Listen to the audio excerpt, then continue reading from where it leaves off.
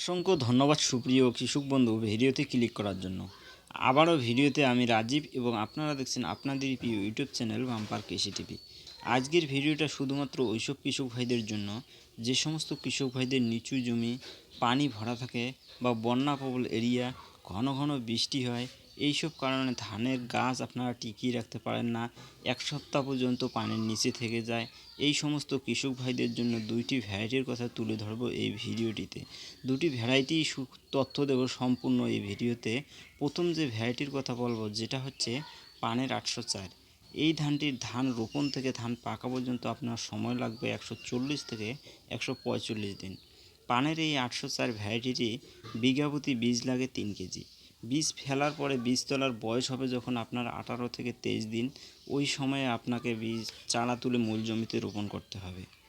এই ভ্যারাইটিটির বিঘাপ্রতি ফলনের কথা যদি বলি, বিঘাপ্রতি আপনার ফলন পাবেন 18 থেকে 20 মণ। এটা একটি রোগ প্রতিরোধী জাত, কিন্তু তারপরে 1 থেকে 2টা ফাঙ্গিসাইড স্প্রে এবং 1 থেকে 2টা কীটনাশক স্প্রে কিন্তু আপনাকে অবশ্যই করতে হবে।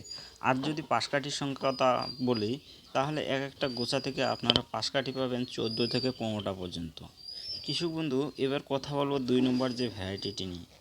2 নম্বর যে ভ্যারাইটির কথা বলবো যেটা হচ্ছে সিনজেন্টা কোম্পানির ফেন্স লাইন NK 6302। এটাও কিন্তু হাইব্রিড সিডস।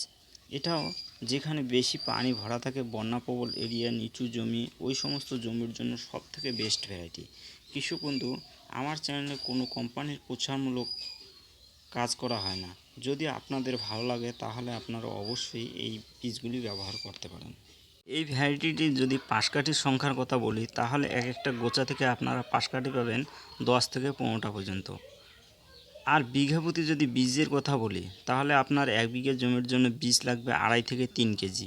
এই ভ্যারাইটিটি বীজ তোলার বয়স আপনার যখন হবে 20 থেকে 25 দিন, আপনাকে ওই সময়ে চারা তুলে মূল জমিতে রোপণ করতে হবে। এরপরে সঠিক সময়ে সার ও স্প্রে দিতে হবে, তাহলেই আপনারা ভালো ফলন পাবেন এবং ভালো উৎপাদন আপনারা নিতে পারবেন। আর যদি বিঘাপ্রতি ফলনের কথা বলা যায় এই ভ্যারাইটির, তাহলে আপনারা বিঘাপ্রতি ফলন পাবেন 20 থেকে 22 মণ পর্যন্ত। এই দুটো ভ্যারাইটি কিন্তু নিচু পানি ভরা জমির জন্য বা জল ভরা এলাকার জন্য সব থেকে বেস্ট ভ্যারাইটি। তো দর্শক বন্ধু, আজকের ভিডিওটা এই পর্যন্ত। ভিডিওটা যদি আপনাদের একটু উপকার বলে মনে হয় তো ভিডিওতে অবশ্যই লাইক করবেন। চ্যানেলে সাবস্ক্রাইব করে না থাকলে চ্যানেলটি সাবস্ক্রাইব করবেন এবং অন্য দর্শক বন্ধুদের মধ্যে ভিডিওটি শেয়ার করে দেবেন।